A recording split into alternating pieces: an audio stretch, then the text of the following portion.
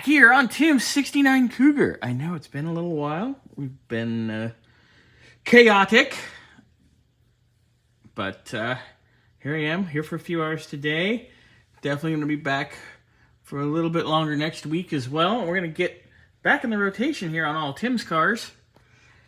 Because there's other ones a-coming, from what I understand. So, I need to play find the oil leak, find the trans leak, etc., etc. I know we need to do an oil change on this as well, but first order of business, I found part of our seat, and that, oh god, that gasket's hard as a rock too. So, oil pan gasket, that's definitely going to be needed. But, the good news is, because Ford does stuff to make life easy, this cross member here can come out. The center link needs to just be dropped down, which I only need to really undo the idler arm and just drop everything down.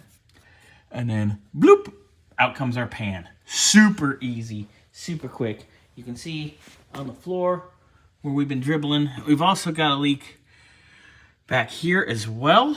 I'm going to pull this access cover and check. And it looks like we have a leak from up above as well. I'm assuming that's going to be valve cover. We will come in and check that. I'll lower the car down here in a little bit. All right, so we are dry inside. So that means it is not our rear main, nor is it the front seal of the trans. So, looks like oil pan would be our leakiness down here on the bottom, along with, I'm assuming, passenger side valve cover. With the way this trail is, like I stated earlier, I'm going to actually bring the car down and go from there. All right, so got the car down. And the first thing I noticed on our chrome valve covers, somebody went silicone crazy, just like on the Falcon. That would make it leak. Let me reach around.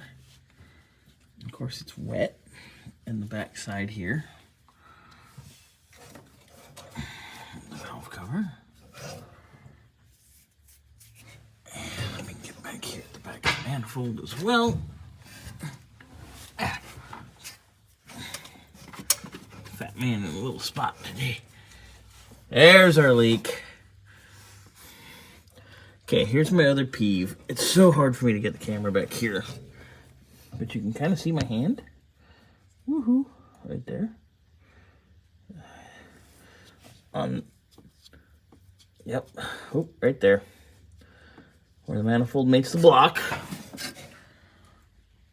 covered, because they used the cork gaskets between the manifold and the block and silicone both sides. Now, the only place where I will absolutely lobby to use just silicone is the front and rear of these manifolds. You have to put a dam of silicone and then set the manifold and let it cure, torque it, leave it for a while. That's what you absolutely need to do. But that's our other leak. It's going down the back side of the block, around the bell housing, and on its way down, past the starter and to the ground. So oil pan and intake gaskets, Tim. And of course, we're going to need to do valve covers while we're in there, because they have to come off to pull the manifold. So I will be getting a list together here for you, and then you will have progress on the Cougar. All right, so continuing on the chase for leaks. Everything here in the trans actually looks nice and dry. I'm gonna come up here to the center. Oh, there we go. It appears We have a leak from the transcooler fitting, the rear of the trans. Oh, everything up front here is dry. Our pan looks pretty damn nice until you get here to the shift selector and the band adjustment. So band adjustment needs to be resealed. There's definitely fluid there.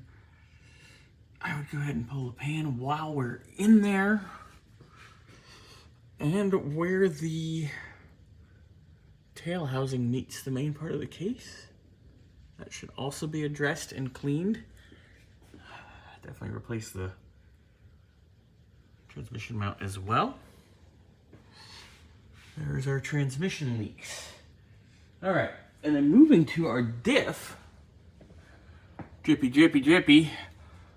All right, painting seal's good.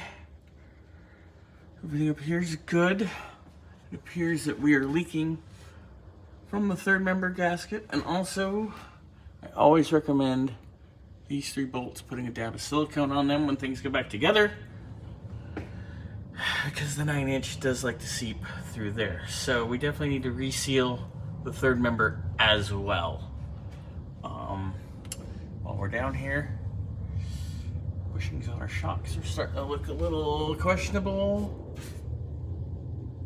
Isolators on the leaf springs are actually looking pretty good. Just kind of giving things a once over. Let me go check the shackles real quick while I'm down here as well. Yeah, shackle bushings in the leaf springs are toast as well. We're gonna want to take care. Oh God, yes, we're gonna want to take care of that as well.